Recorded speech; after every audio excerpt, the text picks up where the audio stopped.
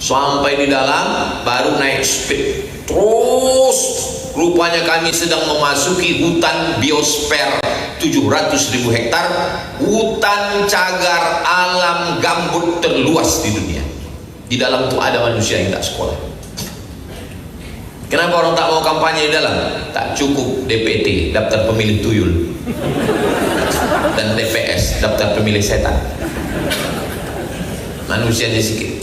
Masuk ke dalam, kami buatkan pondok pesantren, ada aulanya, ada masjidnya, ada kelasnya, dikirim guru, digaji 2,5 juta, pontang panting lah mencarikan duitnya. Setiap saya mau masuk ke dalam, banyak kali orang mau ikut.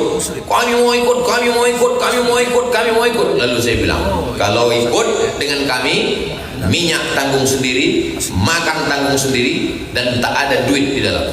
Tak jadilah Pak Ustaz. Syarat kami kalau mau masuk ke dalam, semua tanggung sendiri dan tak ada duit di dalam. Alhamdulillah sampai hari ini. Apa sebetulnya yang mau kita cari? Ustaz dalam kan cuma mau buat konten aja biar viral. Untuk apa lagi saya viral? Saya udah capek viral. Payah.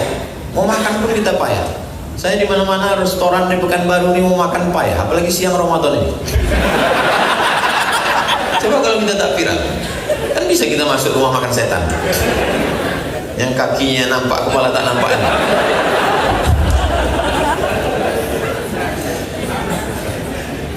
Saya Jumat, Sabtu, Ahad, Senin keluar. Satu provinsi ini saya datangi sekali, Jawa Barat sekali, Jumat, Sabtu, Ahad, Senin. Di rumah saya Selasa, Rabu, Kamis. Selasa, Rabu, Kamis itu saya sebagai seorang suami, saya sebagai seorang ayah, saya sebagai kepala rumah tangga. Saya bawa anak istri saya jalan, saya makan, saya pergi ke mall. Makanya kalau ada di antara bapak ibu melihat macam-macam saya di tempat nonton, Ustaz Somad ya, mirip saya bilang. Orangnya awak di situ pula disapanya. Artinya apa? Bahwa berilah Ustaz itu kesempatan. Dia juga punya keluarga, dia juga punya manusianya. Tabligh akbar dia terus. Kasih juga dia kesempatan untuk membawa anak-anak untuk main-main di atas mall. Lalu kemudian setelah itu barulah kita sebagai manusia biasa bahwa kita ini semua punya hawa nafsu, dan ketika nafsu ini dikendalikan dengan baik maka tidak lagi kita konsumtif. Ini Pak Ustadz, bank syariah ini sekejam-kejamnya Ibu Tiri lebih kejam bank syariah. Ada orang ngomong gitu. Alah, bank syariah itu sama bank konvensional kan bedanya tipis saja Pak Ustadz. Pas datang assalamualaikum, pulang assalamualaikum. Saya bilang kalau bodoh aja, yang tunjukkan kan. Iya. Banyak orang sekarang tak malu memproklamirkan kedunguannya. Waktu Tuhan bagi otaknya nggak hadir, absen. Sok somol ini kok bercakap itu pedas sekali kurasa. Jadi ketika saya memberikan pinjaman, lalu kemudian saya menarik keuntungan sebesar-besarnya tanpa mau tahu, mau kau susah, mau kau rugi, yang penting ku ambil. Saya adalah rentenir lintah darat. Saya punya uang 100 juta, misal. Walaupun bapak ibu nggak yakin saya punya semuanya, yakinkan aja lah. Saya punya 100. Lalu kemudian saya pinjamkan pakai ekonomi syariah, namanya mudharabah bagi hasil. Ustadz, aku pinjam duit Ustadz 100. Nih, untuk apa? Saya mau ternak puyuh Pak Ustadz. Maka saya pun sangat perhatian sama dia. Kenapa? Karena kalau sampai ternak puyuhnya ini rugi, berarti duit saya tak balik, dan saya ikut rugi. Beda sama rentenir. Kalau rentenir, ini duitku 100, terserah kau mau untung mau rugi, yang penting aku dapat balik untung. Tapi kalau syariah tidak begitu. Ada prinsip keadilan. Ini duit ku pinjamkan 100, kalau untung nanti kita bagi, kalau rugi nanti kita tanggung bersama. Nih.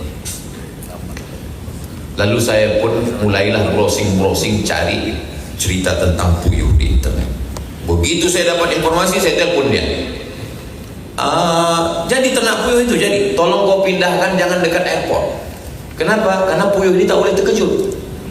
Kalau didengarnya suara pesawat dia stres. Kalau dia stres dia tak mau berbini. Nanti dia tak betul. Nanti dia stres. Nanti dia mati. Nanti dia tak berkembang biak. Begitu terdengar petir menyala di malam, puap, langsung saya bangun. Bukan yang saya doakan diri saya, yang saya doakan, ya Allah, sehatlah puing-puing nanti. Tengok. Begitu jumpa, rentenir tak mau tahu tentang keadaan kita, lah salam wala kalam, macam tak kenal. Tapi orang syariah begitu jumpa, apa kabar? Sehat. Kenapa? Karena kalau sampai dia tak sehat mati, tak balik duit. Itu yang dimaksud dengan ekonomi syariah itu. Prinsip keadilan, mendoakan orang lain, bertanya tiap hari WA, sehat ya? Agak panas dingin Pak, mudah-mudahan cepat sehat. Kirimkan dokter puskesmas. Itu yang dimaksud dengan ekonomi syariah itu. Alhamdulillah Bapak Ibu sudah selamat. Dulu ketika Bang Riau Kepri ini masih satu divisi syariah, masih konvensional, waktu itu banyak yang mau resign. Kalau masih ingat waktu itu mau resign, kami mau resign. Dia bilang jangan kalian resign. Kalian tetap di sini karena tak lama lagi berubah nanti jadi syariah. Sementara nanti berubah jadi syariah, gimana Pak Ustadz? Siapa nanggung dosa kami? OJK nanggung dosa kalian. Waktu itu Pak OJK. Kebetulan Pak OJK-nya ada waktu itu. Alhamdulillah tak jadi mereka resign. Tapi jangan berlindung di balik Allah. Karena malas, insya Allah. Kau datang besok ya? Insya Allah. Padahal tak mau datang. Kenapa ini BRK sejak menjadi syariah ini kurang etos kerjanya? Serahkan pada Allah. Ini bukan syariah.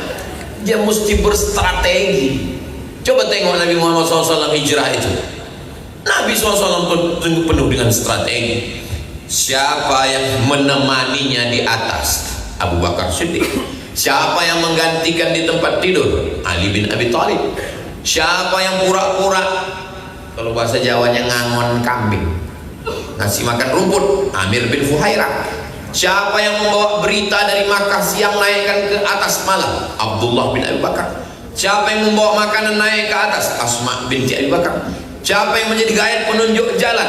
Abdullah bin Uraikid. Kalau bahasa kampung kita, the right man on the right job. Tempatkan orang di tempatnya. Ketika masalah nyawa taruhannya, letakkan saudara Ali bin Abi Thalib, letakkan di atas tempat tidur karena taruhannya nyawa. Ketika bebannya tidak terlalu berat, Abu Bakar Siddiq. Begitu. Saya ini orang tua yang bijaksana, mampu memberikan kontribusi pemikiran untuk Bang Riau Kepri Syariah, Abu Bakar Siddiq. Saya ini anak muda yang bertenaga, Umar bin Khattab. Saya ini anak muda yang cerdas, Ali bin Abi Thalib. Saya ini anak muda yang kaya raya, Utsman bin Affan. Saya ini sampai sekarang masih bingung Pak Ustaz. Bijaksana tidak, kaya tidak, bertenaga tidak, cerdas tidak, Abu Lahab. Tidak mungkinlah Allah tidak memberikan potensi kemampuan pada kita. Ini semua ada kemampuan-kemampuan. Hanya saja mungkin belum nampak lagi. Entahlah Pak Ustaz, aku suamiku itu sejak nikah sampai sekarang tak nampak, aku tak apa kemampuan dia. Satu kemampuan dia Bu, apa? Mendampingi ibu.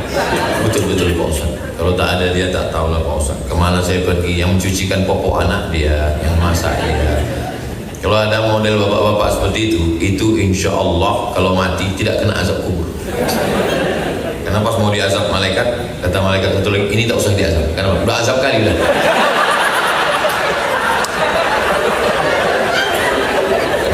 Lepas kali kita orang kita tengok.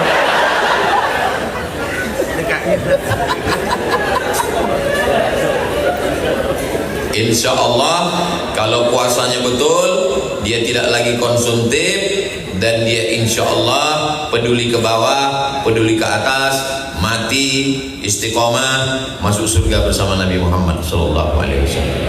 Pokok pangkalnya semua berasal dari makanan. Yang jahat di badan kita ini mana yang jahat itu sebetulnya? Apakah tangan jahat? Tidak. Apakah kaki jahat? Tidak. Apakah mata jahat? Tidak. Yang jahat itu mana? Yang jahat itu adalah fikir. Pikiran ini jahat datangnya dari mana? Karena dia dapat darah. Ini otak kita ini dapat darah. Darahnya datang dari mana? Dari jantung. Oh, kalau begitu jantung jahat. Jantung berdegup dan berdetak, 2 jari di bawah terasa. Itu kalau yang normal. Kalau tak normal, biasanya jantung itu tak normal disebabkan 2. Pertama jatuh cinta, yang kedua jatuh tempo.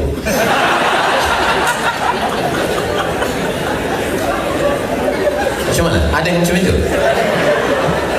Apalagi dekat-dekat daerah ya, toples belum dibeli, gorden belum berganti, mau balik kampung mobil masih lama. Kenapa yang dicakapkan Ustaz ini tepat betul sana? Jangan-jangan suamiku membisikkan ke dia tadi. Saya ini Ustaz yang tak bisa dibisik-bisiki siapapun. Saya menyampaikan apa yang ada di kepala saya. Jangankan yang kalian bisikkan, yang saya rencanakan pun kadang tak keluar. Jadi semua pokok pangkalnya dari makanan. Itu kenapa kita dilarang makan babi. Kenapa tak boleh makan babi? Karena babi itu semua yang maaf, tainya pun dimakan. Babi lah binatang. Kenapa babi itu nunduk Pak Ustaz? Karena dia malu, ayahnya babi.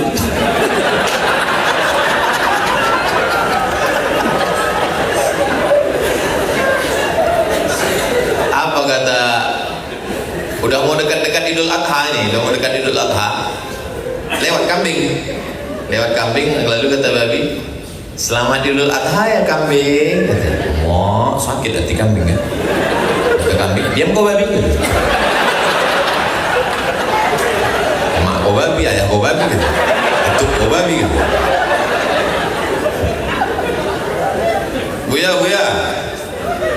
Buya Hamka ditanya. Jangan pula gara-gara ini nanti ditanya, apa ceramah Ustaz Somad tadi? Babi. Buya Hamka ditanya, kenapa orang Islam itu haram makan babi dan boleh makan ayam? Buya itu kan orangnya bijaksana. Ambil 2 ekor ayam jantan, masukkan 1 ayam betina dalam 1 kandang. Belaga ayam jantan itu sampai tetes darah penghabisan untuk mendapatkan ayam betina. Jangan ada ayam jago yang lain di antara kita. Begitu dimasukkan 2 ekor babi jantan dengan 1 babi betina, kerjasama orang itu.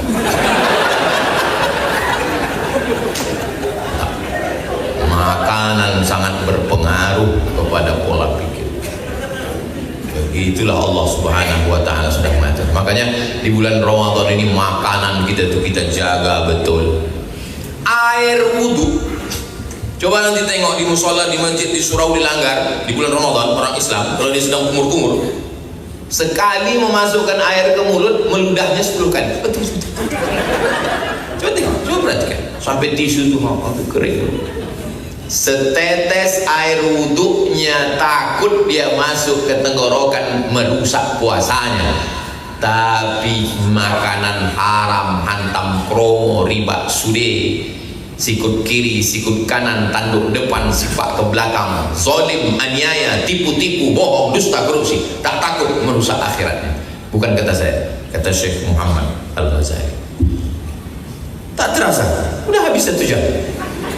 Tadi saya berdiri setengah 11, sekarang sudah jam setengah 12.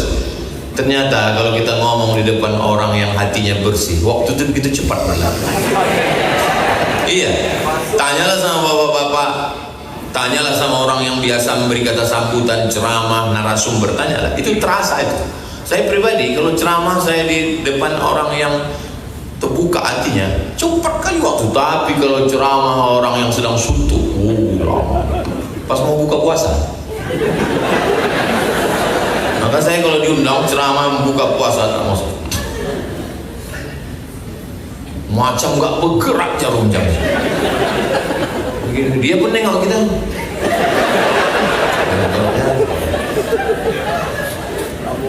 Selesai tausiah saya bilang, saya tadi Pak Bu, waktu kultum menjelang berbuka tadi lama kali saya rasa saya.